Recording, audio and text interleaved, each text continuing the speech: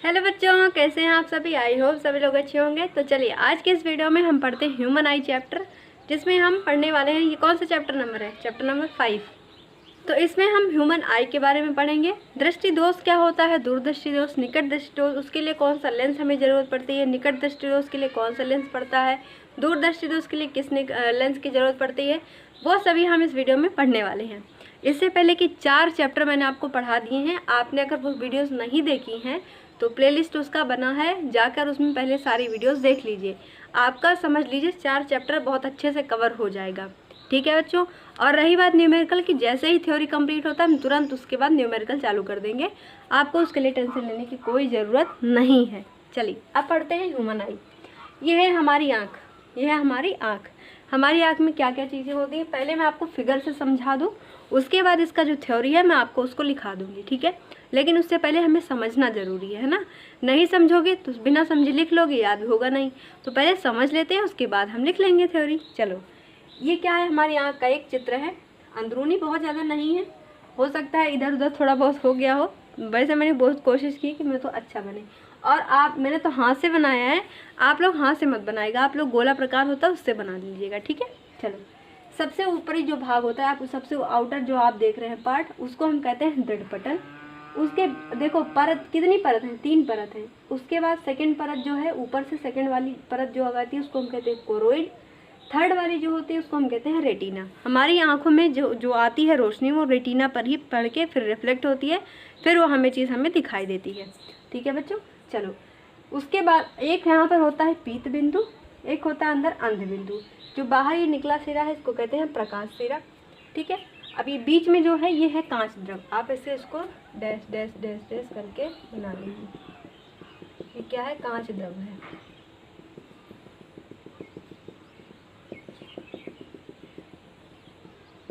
Dot dot dot करने में किसको मज़ा आता है? बहुत ज़्यादा। मुझे तो बहुत आता है। चलो, ये हो गया हमारा कांच द्रव। सबसे ऊपर देखिए, अब यहाँ पर जो आगे है ये कॉर्निया। कॉर्निया के जस्ट नीचे आता है जलीय द्रव।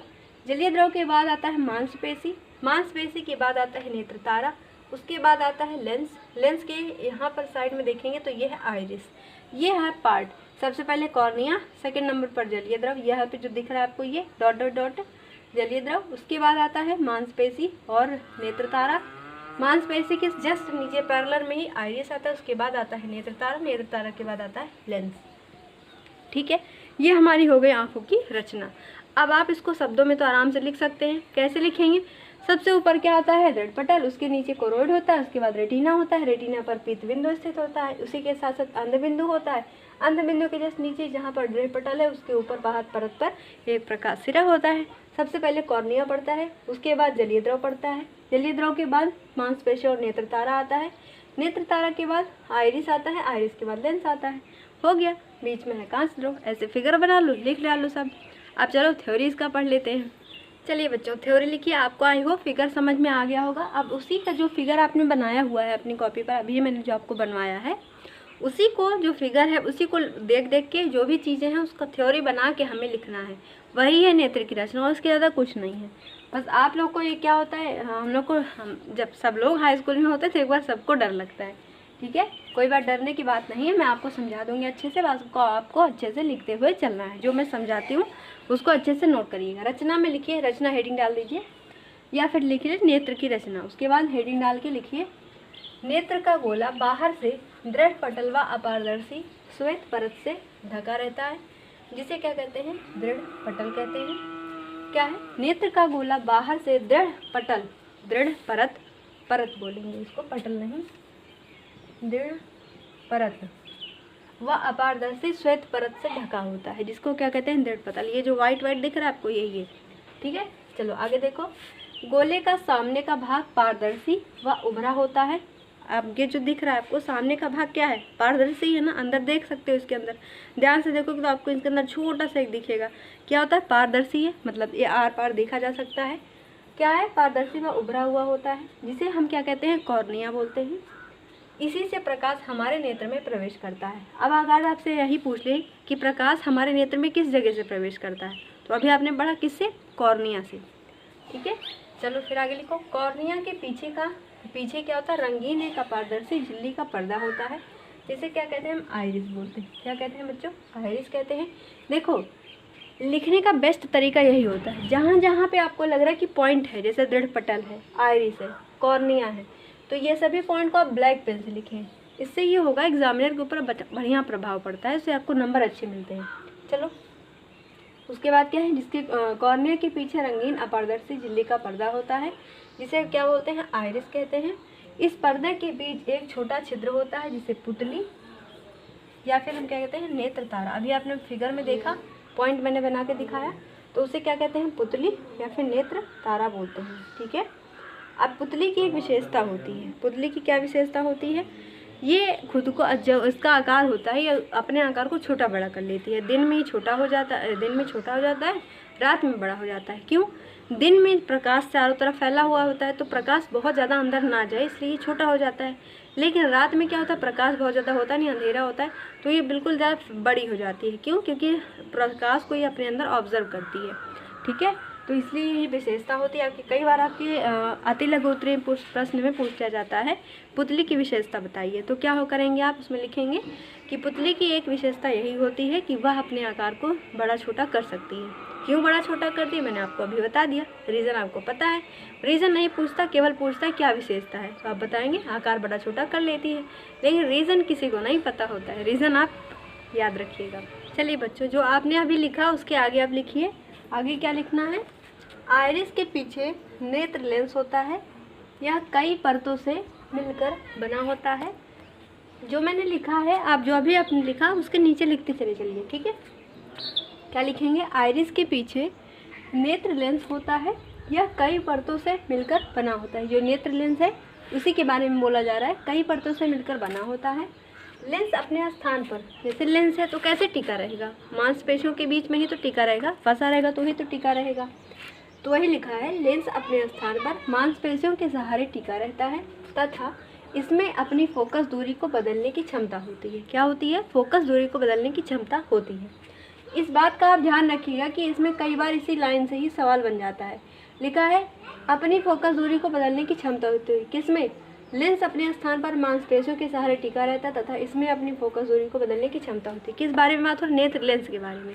तो जो नेत्र लेंस होता है उसकी विशेषता अगर आपसे पूछ लिया जाए तो क्या होती है? जैसे पुतली की विशेषता है बड़ी छोटी होना, वैसे नेत्र लेंस की विशेषता क्या है? अपनी फोकस दूरी को कम या अधिक कर लेना। ठीक है, बदलने की क्षमता का मतलब यही तो होगा, कम होगा ज़्यादा करेगा, ज़्यादा होगा तो कम। फिर देखो, कॉर्निया व नेत्र लेंस के बीच में नमकीन व पारदर्शी द्रव भरा रहता है, जिसे जलीय द्रव कहते हैं। क्या कहते हैं? जिसे जलीय द्रव कहते हैं। जो हमारे आंखों से आंसू निकलता है उसे ये बारे में बात हो रही है। कभी आप देखना, ट्राई करना, मैंने तो ट्राई किया है इसलिए मैं जानती हूँ। ट्राई करके देखना, जब आप कभी रोए या फिर आपके आंखों से आंसू निकले तो आंखों को जरा, उस आंसू को जरा चेक करके देखना नमकीन होता है कि नहीं। मैंने ट्राई किया है इसलिए मैं बता रही हूँ, होता है। देखो उसी के बारे में यहाँ पे बात हो रही है। ठीक है बच्चों, इसका अपवर्तनांक कितना होता है? 1.336 होता है। बहुविकल्पीय प्रश्न में पूछा जाता है कि जो जलीय द्रव होता है, मतलब जो आंसू होता है, उसका अपवर्तनांक कितना होता है? तो लिखिए 1.336 होता है। आगे लिखिए, दृढ़ पटल के नीचे काले रंग की झिल्ली होती है, यह प्रकाश को शोषित करके प्रकाश के आंतरिक परावर्तन को रोकती है। ठीक है, तो आगे इसके लिखिए, प्रकाश को शोषित करके प्रकाश के आंतरिक परावर्तन को रोकने का काम करते हैं। यहाँ तक लिख लीजिए, फिर अभी इसके आगे और लिखना है। ठीक है, तो आप इतना पहले नोट कर लीजिए, फिर उसके बाद आगे लिखते हैं। चलिए आगे लिखिए। आगे क्या लिखना है? जो अभी आपने लिखा उसके आगे लिखिए। इसके नीचे नेत्र के सबसे भीतर एक पारदर्शी झिल्ली होती है, जिसे क्या कहते हैं? रेटिना कहते हैं। अगर आपसे पूछ लिया जाए परिभाषा रेटिना किसे कहते हैं, तो यहीं से निकालो परिभाषा। क्या लिखा है? नेत्र के सबसे भीतर एक पारदर्शी झिल्ली होती है, जिसे क्या कहते हैं? रेटिना कहते हैं। एग्जाम्पल ये आपके मतलब परिभाषा आपके सामने है, बनाने की कोई ज़रूरत नहीं है। ध्यान से बस पढ़ते चलो, एक एक चीज़ में ही अलग अलग चीज़ें आपको मिलती चली जाएंगी, बस ध्यान से देखिएगा। यह प्रकाश सिराओं की एक फिल्म होती है। ये सिराएं वस्तुओं के प्रतिबिंब, रूप, रंग, आकार का ज्ञान मस्तिष्क को कराती हैं। ठीक है, चलिए उसके आगे ब्लैक पेन से लिखिएगा। थोड़ा सा इंपॉर्टेंट पॉइंट है, नोट पॉइंट बना के लिख लो, चाहे ब्लैक पेन से लिख लो। क्या है? रेटिना के बीचों बीच एक पीला भाग होता है, जहाँ पर बना हुआ प्रतिबिंब सबसे अधिक स्पष्ट दिखाई देता है, जिसे पीत बिंदु कहते हैं। अब आपसे पूछें अगर पीत बिंदु किसे कहते हैं, तो क्या लिखेंगे? रेटिना के बीचों बीच एक पीला भाग होता है जहाँ पर बना हुआ प्रतिबिंब सर्वाधिक या सबसे अधिक स्पष्ट दिखाई देता है, उसे ही हम क्या कहते हैं, पीत बिंदु कहते हैं। इसी के जस्ट नीचे ऐसे ब्लैक पेन से आप लिख लीजिए, चाहे नोट जैसे लिख लीजिए नोट पॉइंट, उसके आगे नीले पेन से लिख लीजिए, दोनों ही आप कर सकते हैं। चलिए ठीक है, अब हम इसके आगे पढ़ लेते हैं नेत्र से देखना। मतलब नेत्र से देखना किस तरीके से हमारे अंदर प्रकाश आता है, किस तरीके से कौन सी प्रक्रिया होती है जिससे हमें वस्तु दिखती है, ये प्रक्रिया हम पढ़ लेते हैं। उसके बाद हम वीडियो को एंड करेंगे। तब अगले वीडियो में हम नेत्र के दृष्टि दोष को पढ़ेंगे, उसके निवारण के लिए क्या क्या चीज़ें होती हैं, निकट दृष्टि दोष, दूरदृष्टि दोष, वो अगले वीडियो में हम पढ़ लेंगे। ठीक है बच्चों, चलो अब नेत्र से देखना हेडिंग डाल दीजिए, उसके आगे हम लिखते हैं। आप हेडिंग डाल दीजिए नेत्र से देखना। अब नेत्र से देखना, इसके आगे देखिए मैं इसमें आपको ये बताना चाहती हूँ कि जैसे कोई जैसे हमारी आँखों में प्रकाश आया तो कैसे कैसे प्रोसेस होता है, तब हमें वो वस्तु दिखती है, तो वो लिखेंगे। पहले आप लिख लीजिए, फिर मैं आपको डायग्राम से समझा दूँगी, मतलब फ्लो चार्ट से समझा दूँगी, आसान हो जाएगा करना। देखो क्या होता है, किसी वस्तु से चली प्रकाश, कोई एक वस्तु है मान लीजिए यहाँ पर, चलिए बच्चों लिखिए, किसी वस्तु से चली प्रकाश, ये माना कोई वस्तु है, चलिए प्रकाश की किरणें कॉर्निया पर गिरती हैं, ये प्रकाश से चली कॉर्निया पर गिरी तथा अपवर्तित होकर नेत्र में प्रवेश करती है। यहाँ पे कोई प्रकाश है, कॉर्निया पर गिरी, अपवर्तित हुई, हमारी आंखों में पहुँची, फिर यह प्रकाश क्रमशः जलीय द्रव, उसके बाद जलीय द्रव, लेंस व कांच, लेंस के बाद कांच द्रव में से होती हुई रेटिना पर गिरती है। कहाँ पर गिरी, रेटिना पर गिरी। ठीक है, जहाँ वस्तु का उल्टा प्रतिबिंब बनता है, यहाँ पर ये वस्तु थी तो इसका उल्टा प्रतिबिंब बनेगा। उल्टा कैसे बनेगा, ऐसे। ठीक है, उल्टा प्रतिबिंब बनता है। उसके बाद यह संदेश प्रकाश सिरा द्वारा मस्तिष्क तक पहुँचता है। ये जो उल्टा प्रतिबिंब है ये कहाँ पर गया, प्रकाश सिरा, इसके द्वारा किस तक गया, माइंड तक, हमारे माइंड तक गया। हमारी ये मान लीजिए माइंड है हमारा, यहाँ तक गया पहुँचता है, जिससे यह प्रतिबिंब, ये जो प्रतिबिंब है अनुभव के आधार पर हमें सीधा दिखाई देता है। ठीक है, चलो अब इसको हम फ्लो चार्ट से समझ लेते हैं एक बार। यहाँ पे मैं इसको मिटा रही हूँ, आपको फ्लो चार्ट से समझाने की कोशिश करती हूँ। ठीक है, देखो ये मान लिया कोई वस्तु है, मैंने एक पेड़ बना दिया। ये जो है वस्तु प्रकाश की किरणें कॉर्निया पर, सबसे पहले कहाँ जाएगी, कॉर्निया पर। ठीक है, कॉर्निया से हमारी आँखों में प्रवेश करेगी। आँखों में कहाँ कहाँ कैसे कैसे जाएगी, जलीय द्रव, जलीय द्रव से कहाँ जाएगी, लेंस, लेंस से कहाँ जाएगी, कांच, कांच द्रव में जाएगी। कांच द्रव में जाने के बाद यहाँ पर रेटिना पर ये प्रकाश की किरणें गिरेंगी। रेटिना से गिरने के बाद ये जो वस्तु है ये कहाँ से दिखाई देगा, हमें उल्टा दिखेगा। उल्टा यही जो दिखेगा ये प्रकाश सिरा द्वारा माइंड तक पहुँचेगा। जो उल्टा प्रतिबिंब बना है ये प्रकाश सिरा द्वारा इसका संदेश कहाँ जाएगा, माइंड तक, हमारे माइंड तक पहुँचेगा। उसके बाद जहाँ माइंड में हमें अनुभव के आधार पर वस्तु सीधी दिखाई देने लगती है। ठीक है बच्चों, आई होप समझ में आ गया होगा। तो वीडियो को हम एंड करते हैं। अब अगले वीडियो में जैसे मैंने आपको बताया हम क्या पढ़ने वाले हैं,